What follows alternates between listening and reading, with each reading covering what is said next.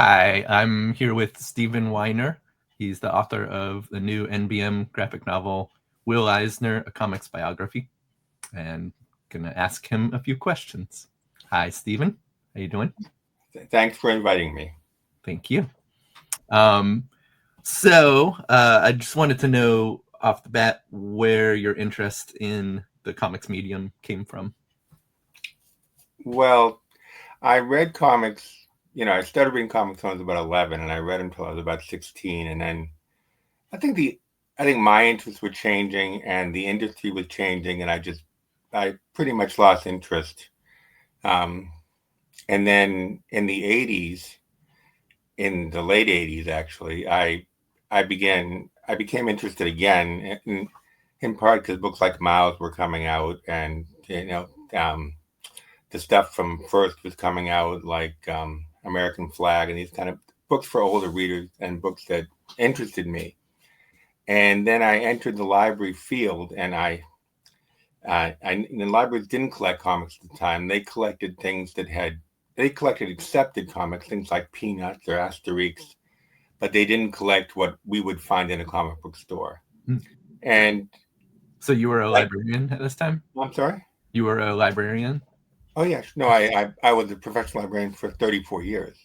Okay. Um, and so I thought one of the things I thought this was inherently wrong. It was just a prejudice that should be overcome because they weren't they weren't seeing the books that I was seeing. Their ideas were old ideas from their own childhood and from the media about how inappropriate comics were, which is left over from in part from the 50s, but it was also just the cultural stigma. Yeah. And so I set out to see what I could do about that. And the other reason I felt this was important because teenage boys read a lot of comics. And one of the things that librarians were always complaining about is how to bring teenage boys into the library. So I thought, here's a way to do it. And so I initially started buying, graphic novels. They were things that were bound. They weren't periodicals. And for the Somerville Public Library. And I developed a small collection, and initially there was a lot of resistance from my own staff, much more than the public. That said, I was told I'd be fired. I was told no one ever hiring me again, and there was a lot of resistance. But eventually, it was overcome, and so we had a small collection, and it circulated very well. Uh, and then the other thing that happened was that other libraries began requesting these books because they could see in the communal catalog that we had them. And then and so this was pretty exciting. It was going pretty well. And then but I realized that if I really wanted to get the word out, I had to come up with a bigger platform to do it. So I started writing for library publications about graphic novels, and very few people were doing it then. And so as a result, I got a lot of work. I worked for Voya, that's Voice of Youth Advocates, Library Journal, School Library Journal, the Shy Librarian, the English Journal. I kind of was all over the place for several years because, in part, because I was one of the very few people doing it. And after that, well, that went for a couple of years, and then I realized that, and I started speaking at conferences because this was a hot thing in libraries. This new medium, which was actually a very old medium, but it was new to librarians. Um, and I realized from speaking that librarians needed more than book reviews. They needed to know how to catalog these things, how to shelve them, how to prepare them for circulation, how to promote them. And so that inspired me to write a little guidebook called 100 Graphic Novels for Public Libraries. So that was a little bit of information about how to do these things to prepare books for use in the library. And then it was a listing of books that I thought were appropriate for public libraries to purchase, and one they could successfully defend and promote if someone came and said, you can't. Why is my kid reading this? Or Yeah. um, and that started me really on my career as writing about comics and comics and so my goal was always to write about comics and graphic novels for people that didn't have an affinity, didn't necessarily not like them, but didn't have an affinity for them. Yeah. And that's really where that was the impetus. Do you think at the beginning were the people, when you were carrying it in your own branch of the library, and then you started getting other libraries asking to borrow those books, do you think that those were readers that were requesting it, or were they librarians mostly? Oh, they were readers. That was motivated because somebody, some 15-year-old boy would be looking in the library catalog, and they'd see that, hey, over here in Somerville they have I don't know, Strangers in Paradise, something. Yeah. So, this was not motivated. For most part, it wasn't motivated by the professional staff. It was motivated by the readers, because they were interested. They didn't want to pay for it. That's why they get it for free. Yeah, that's still true today. Right. I was also wondering with that, like, it's curious that, you were trying to get in teenage kids to come to the library more. And yet, some of the books that you're talking about were kind of the first graphic novels or comics that were geared towards adults. So I don't know, it's kind of an interesting, like. Well, I mean, just the way public library collections develop is you lead with what is more popular, and then you get, it's like a little bit on the top, you get like an art book, or like a literary novel or something, but most of what you buy are like mysteries. I mean, that's just the way it works. But so same thing. It was, I'd buy an X-Men collection or something, and so I'm just not mentioning that, but I certainly bought the more popular stuff, so as well as these, like I said, these books that quote unquote adults could appreciate. And so I it's a mix, just like any part of your collection is a mix, and the challenge is not to go too far with your own affinity. Your own affinity. That's what people do by mistake. That you go to the library and say, "Wow, somebody in this library must really love Victorian novels because you have 400 of them." Yeah. But anyway, it was a fun challenge. Yeah. Well, I mean, it's fascinating to see how far the attitudes have changed from when you started out, or even, going back to the 50s and 60s when comics were just kind of disposable entertainment. Absolutely. Pulpy stuff. And there's still room for that kind of thing too. But now, you've got this whole spectrum. I don't know. It's just pretty fascinating how it's changed, and that you were an integral part in that, it sounds like. It was fun. It was a fun place to be. Yeah. So when you were, you've kind of gone into a little bit of how you were able to contact other librarians through, the library journal and other publications that are geared towards them. Right. Were you also simultaneously, going to, I don't know, comic conventions or like the ALA, conventions that are geared towards librarians?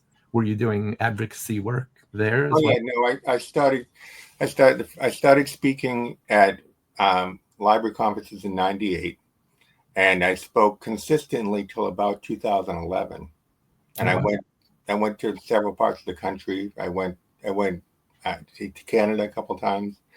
I mean, this was something that this was a new thing that librarians were trying to find out about for, maybe a 15-year period with it. And now now it's not such a hot topic. Now it's just something they do. They buy comics, graphic novel. So. Yeah, it's my local branch has, right when you walk in the door, there's a whole first aisle that you see is new graphic novels. Wow. And then they've got another section upstairs on the second floor that is, spillover is all the, I guess, backlist and older stuff. So that way they get you to walk through the whole library so you see what they have before they get to go. Yeah. Just like the same idea as putting, milk in the back of the supermarket. So you have to walk through the whole thing to get there. Yeah. But I mean, it says so much that those are front and center right when you walk in. Oh, sure. Well, they're so people read them so fast, and that's why in some libraries they don't they don't actually shelve them carefully because they think they're going to go out again before they do it. So it's just, you know. Yeah. I tend to do a little display work when I go in. If I see, you know, a friend's book or an NBM book, I'll kind of front face it. Sure. Do you have any specific memorable experiences from, you know, at panels or things when you were advocating? Well, I think the most exciting program that we did was in 2002. YALSA, that's the young adult librarian. That segment of the American Library Association. They sponsored a day-long program on graphic novels, and I was part of the committee that organized that, and we brought in Art Spiegelman, Jeff Smith, Colleen Duran, and Neil Gaiman. It was a really exciting day. It was a lot of fun, and you know, I was surprised at how many people showed up. There were over 200 people at this conference, and so I kind of got the feeling the tide was beginning to turn then. Yeah, you know, that was a big deal that they sponsored it in that way. Yeah, got celebrity stars now on the panel. Right. Okay, well, I think it's a good segue into your fascination with Will Eisner. You know, like I mentioned before, you've written a new graphic novel called Will Eisner, a Comics Biography with Dan, is it pronounced Mazur or Mazur? Right. So I'm curious, you know, I guess why you picked Will Eisner. Well, you know, there are a lot of things about Will Eisner that they're really fascinating, and he's really integral to the whole history of American comics. This is actually will be my third book on about him, right.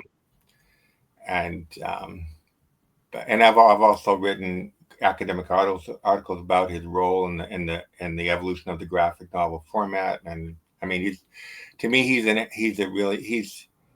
endless source of real interest, and he's a really good example of many things.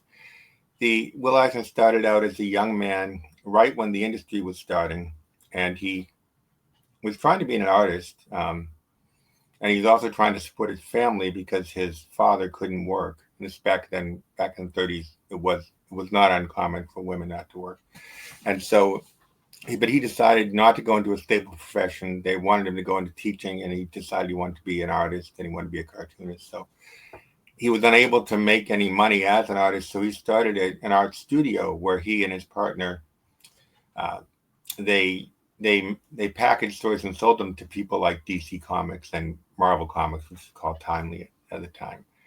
And he's very successful at that. He was able to support his family and upgrade the lifestyle. They moved into a better apartment, and he was, it worked out really well. But the thing about Will Eisner is he was a very restless person. So he couldn't just he couldn't just do the same thing again. And so he really expressed his restlessness through comics. So then he was given so the studio was going well, he's making very stable. And then he was given this offer to create a newspaper magazine that would come out in the Sunday paper as a supplement. And he sold his interest in his own studio and did that. So he took a leap and the reason he did that was because, well, one, I think he was a little bored with what he was doing. And two, he wanted to see if he could create a comic strip that adults could appreciate. And that's what he tried to do. That was, that was the spirit that ran for 12 years. And then he was drafted and he went to the Army. So what does Will Eisner do?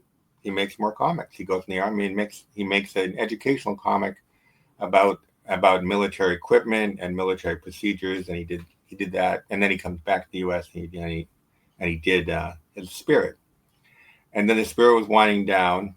And so he's at another juncture, another career change. And he decides to start his own company and make educational comics for corporations, for the military, and so that's what he did that for many years. And then he was sucked into the whole comic book nostalgia thing in the late 60s when fandom was really starting. They said, come on, Mr. Eisner, you're a celebrity. And so he started going to conventions, and he saw these underground comics at conventions. And he said, "Whoa, look at these things. They're using comics the way I want them to, not the way I want them to be used, not necessarily the content." I mean, he wasn't into like some sexual revolution like they were in San Francisco in the late 60s, but he was into, telling a story about real people. Yeah. And so so literally, like after he made this connection, he sold his company, and he decided he's going to make graphic novels. These new things that this is the term that was, there are a lot of terms being thrown about, and that was the one that stuck. But he was going to make these book length stories that were self-contained, so they wouldn't be ongoing serials. And so he worked for several years, and eventually came up with one of the very first, The Contract with God, and other stories of tenement life. So now he'd be 62 years old. And so finally, he's in the position where he's financially stable, his family's all set, and the industry is in a position that he wanted to be in, where now he can address people and talk about serious things. And so, he's 62 years old. He's done this graphic novel. He doesn't stop. He does about 15 more. He just does them like every 2 years as a Will Eisner book. And it's so he was like a perpetually new person on the scene. He was always on the cutting edge of what was happening in the industry, where in contrast to someone like Spiegelman, who did this masterpiece, probably recognized as the most important graphic novel ever made, and I think it probably is. But by the time he was 50, he was like an old man. He was like just this grandmaster that went around. And so Eisner is now pushing 80, and Spiegelman's 50. And Eisner's the young guy, the kid on the block. He's got this new book out. He's really excited. He's meeting with people. He's talking. So the reason I think that the reason I find Will Eisner so fascinating is because, well, one, he's very skillful. He's a very good storyteller. But that's not the reason. There are a lot of good storytellers. The reason is because he couldn't settle. He had to create something new. And he had to reinvent himself. And every time he reinvented himself, he reinvented the entire comics industry. And this was not his intention, I don't think. It was just something he wanted to do. So that's really why I've been so interested in him. That makes sense. Was there any like specific, I remember when I was just starting college, I grew up on not superhero stuff. I never read that, but I was really into all the syndicated comics, that were in the newspaper at the time. Mm-hmm. And I was kind of unaware of the whole indie comic scene that was out there. Uh-huh. When I first went to college, one of my roommates was really into Raw and Chris Ware, mm-hmm. Dan Clowes, and so he would leave these books around, and I started reading them. And I remember, reading the first couple chapters of Jimmy Corrigan, of Chris mm-hmm. Ware Corrigan, and it just hitting me like, wow, I had no idea that you could use comics to, to show really emotional scenes, and just in a way that I just wasn't aware that medium could be used. Sure. And that sort of thing, I had always drawn comics, but it sort of changed the trajectory of my life, really. Yeah, I'm wondering if there was something similar that happened. Like, what was your first experience reading Will Eisner? My first experience reading him was in the late 70s when Kitchen Sink was putting out reprints. So I read that, and that was the spirit. He hadn't done any graphic novels. No, he hadn't even done them yet. And then I read him again, really when I was just looking for appropriate comics for library collections. I started to read them because Scott McCloud, gave me Contract with God. He happened to live in Somerville at the time. And so I read him because I was looking for material I could support. That's really why. What started it. That book is just so phenomenal. Every page is just so gorgeous, and the way it sets a scene Mm-hmm. Just I mean, like the rainy scenes at the tenements and stuff is Oh just yeah, you can feel yourself there. It's beautiful. yeah. I heard Um, one time I heard Spiegelman talking about, well, it was at Eisner's 80th birthday, and that was a big celebration at Cooper Union. And that Spiegelman made a presentation. He said, if we could, if possible, Eisner should copyright that a raindrop. That's, he said that's what he should do, because that seems like every other page somebody's walking through the pouring rain without an umbrella. yeah, that's great. Did you ever get to meet Will Eisner? Oh, sure. I knew him actually fairly well. I actually Spiegelman. What the way that happened was when I started just coming up with the idea for this guide for librarians, I wrote to Spiegelman and I asked him to write, if he would write an introduction to my book. And he said he didn't have time, but he said, you should get in touch with this guy, Will Eisner.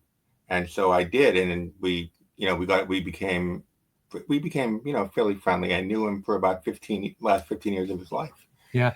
And he, as I say, he did the introduction for the other NBM book I did, Yeah, the Fast and the Speeding Bullet. yeah, Um, yeah, I knew Will. We knew each other pretty well, and we talked fairly often. Well, especially because I did, the other book about him while he was alive. yeah, But when we talked, it wasn't about artistic technique. It wasn't necessarily about books we liked. It was about how to get this word out. It was really important to him. yeah, In fact, he wrote for the New York Times, and he did a series of articles in the early '90s about trying to wake people up to the changes in the industry. But I think the ears were not particularly open at the time. And that I mean, they were. Well, there's no better evangelist for comics medium than Eisner. You have somebody who's top of their game. Right. And it also, it speaks to the accessibility of, I think, of cartoonists. I've had so many amazing experiences with people that, when I first started reading indie comics, there were people that I won't say idolized, but I just really had so much respect for. And then every time I reached out to them for, I started a comics publishing and distro. And every time I would reach out to any of these people, they were just, or meet them in person, they were just so gregarious and, welcoming. Mm-hmm. I don't know. Well, it's funny that you say that, because Dan and I did a signing for Free Comic Book Day at the comic book store in Cambridge, the One Year Picnic. And of course, I'd been there, but I hadn't been like they're focusing on the customer base like I was when we were signing. I was sitting here, and we were there for maybe 2.5 hours, and I was thinking, these comic book people are just so amazing, because nothing matters. Nothing matters except we all like comics. That's all that's going on here. Nobody cares about how you dress. Nobody cares about, anything, any personal effects. Nobody cares about your habits. All we care about is that we all like comics. So it's really, if I hadn't thought about it in that way for a long time, because I hadn't sat there and said, wow, we're all in this together. So there seems to be, from my experience, a lack of competition, other than, people might compete in the respect of, like, I want to make the best comic that I can, or tell the best story that I can, but that's almost a personal competition. It's almost like you see somebody who's a master like Chris Ware, and you feel inspired, I guess, sure, rather than competitive. I don't know, at least that's my take on it. Well, I think he's pretty inspiring. So he is, and so kind too. Oh yeah, and he's so humble too. If you know, I mean, I don't know him. I've seen him speak a couple of times. He's a very humble person. Yeah, he is. I have one last question. I'm curious how you ended up partnering with Dan Mazur. Did you guys? Well, it's a really lucky accident. Yeah. What happened was I had a young guy who was going to illustrate this for me, and and then I think another project just came his way, and he bailed on me.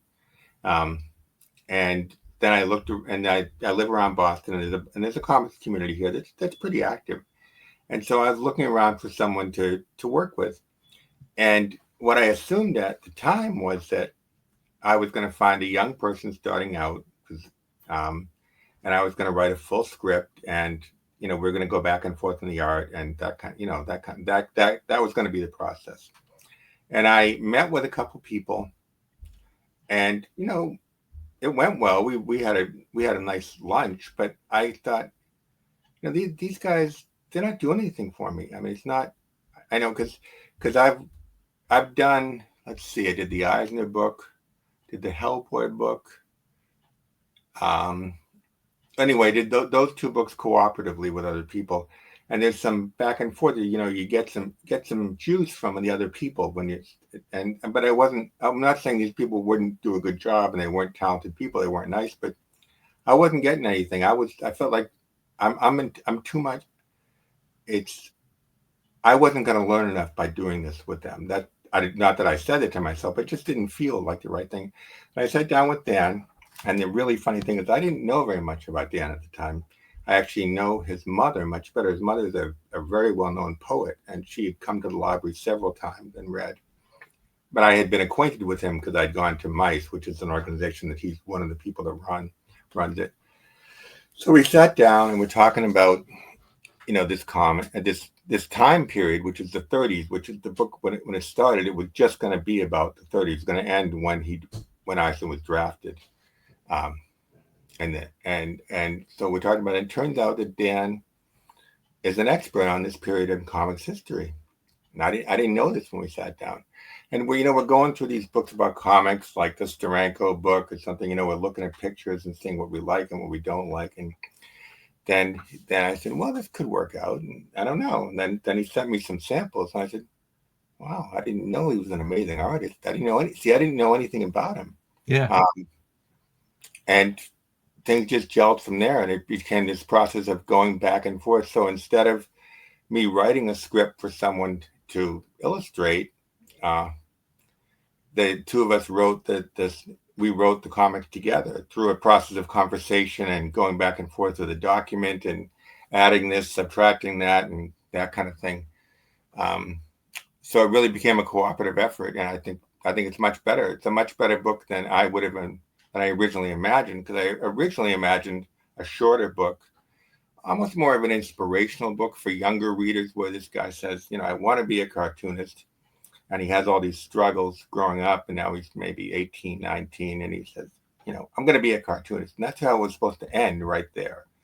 But because of our relationship and because of working together, it became this much more thorough examination of Eisner's life.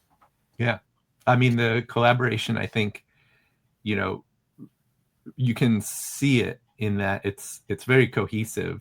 Mm-hmm. Sometimes you can, when you're reading a graphic novel, sometimes you can tell, that an artist was given a script and they're illustrating the script.